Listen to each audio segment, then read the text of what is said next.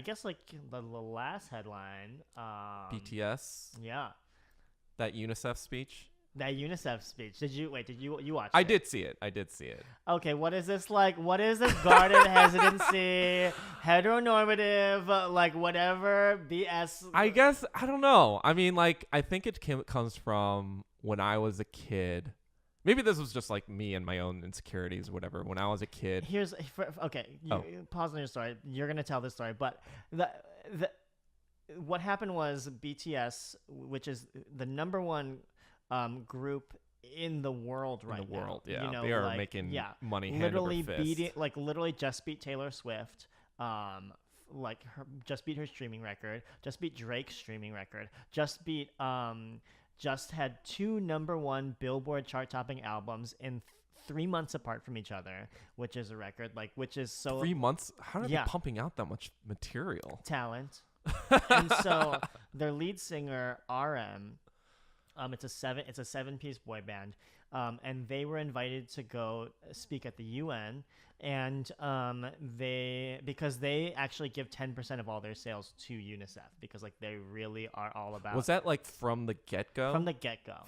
Like Yeah, how yeah. did they even know that they were going to be like So you like know? the story of BTS is they basically were like the runts of K-pop. Right, You know, right, like right. they didn't really they didn't make it into like the top three trainee Sure. academies, basically. So the top three are SM, YG, and JYP. Yeah. And so they didn't make it into those three, and so they signed with this independent label called Big Hit, and like they didn't even have money for like voice lessons or acting lessons. They have no money for anything except for like to rent studios to dance in, and so like their whole kind of like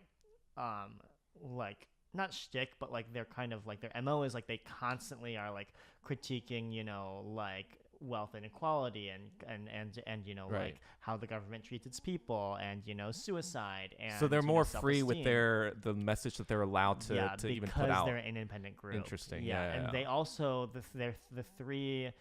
I mean, like the three rappers in the group, they like really like came up like genuinely in the underground hip hop world. So they like really kind of like, cut their teeth and cut their teeth and so like they kind of decided early on, they're like, no, like we want to like if we're not giving back, then like if we're not giving back to like the fans and like doing something better with our music, then like what's the point? Right. So and so like their last like three albums were all kind of under this umbrella called like Love Yourself.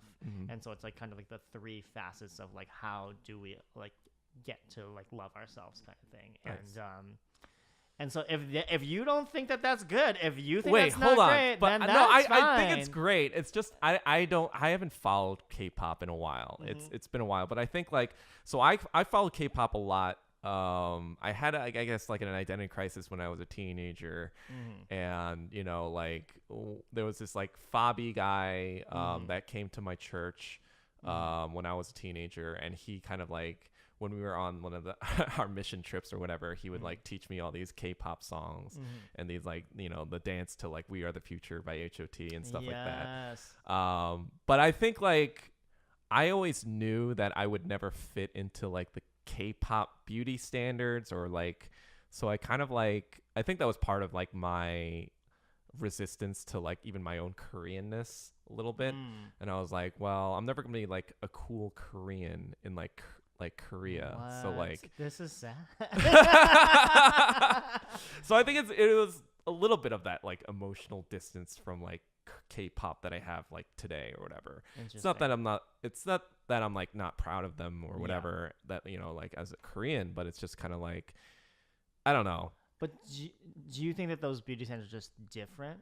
Like, 'cause I mean, like I don't think that like the K-pop beauty standards are just like I think that like you know because I think a lot of like the major bone that a lot of like straight Asian men that I see like have against K-pop is like, oh, they're all feminine. Right. And, like I know like Alan Yang like tweeted like that like or he said on a podcast that he's just like, oh, like K-pop and like is kind of like hurting Asian men in America, Right. you know, like love Alan Yang, but like I think it's this kind of thing of like does Like, yeah, there was a they- NBC reporter or Yeah, some yeah. like news reporter just like, a week ago who was like, "Oh, these Korean guys just like with their legs open." I guess that's like the thing, like in a sarcastic way, Yeah. basically implying that they're effeminate and Yeah, yeah, whatever.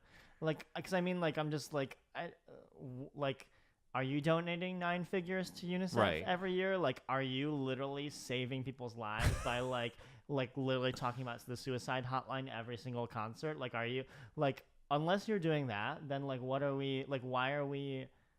And then like, what about it? Like, it's just like It is this kind of like, I think like in recent times, Asian American men are kind of like negotiating their own masculinity and what it means to be masculine, and like especially in today's time when like even what masculinity is sort of being challenged.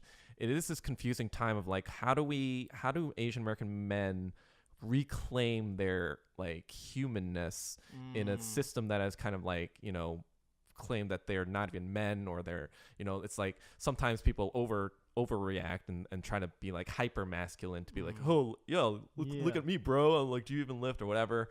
Or some people like kind of like go the other way where they become like too like, I don't know what the other way is actually off the top of my head. Okay, no, like, beat me up, Dad. Though, like, that was good. Like, that it is that, like, it's like reclaiming being a human, Right. And I think that that's like the key point of that the kind of frustration is that, like, if we were allowed to be human in American society, then it would be okay for them to be projecting this kind of like sometimes ambiguous energy, like versus like because like they are becoming this like mainstream version of what Asian Right. men are. It's kind of then like it the becomes microcosm of like the long Yes. duk dong thing. Like, Yeah. if that was the only thing, then it'd be Yeah.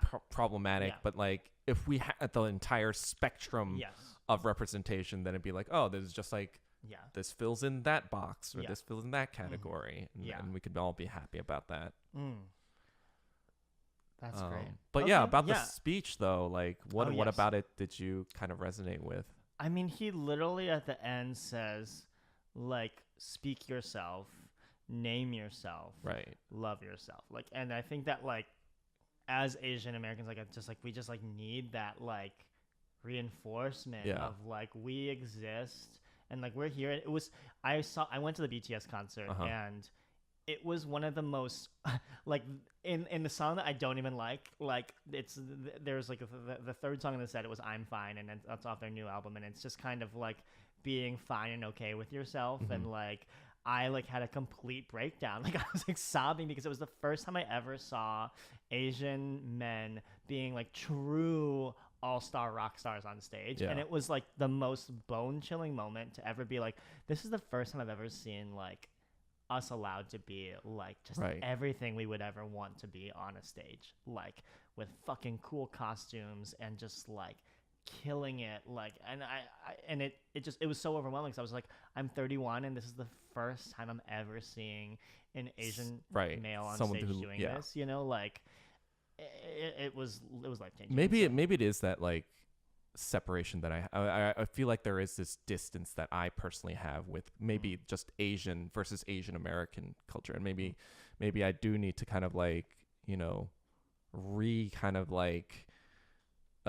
immerse myself. You in, need in to kind of speak like, yourself, Yeah. name yourself, love yourself, Douglas. yeah, so we're flying to Korea next week. I mean, I'm in.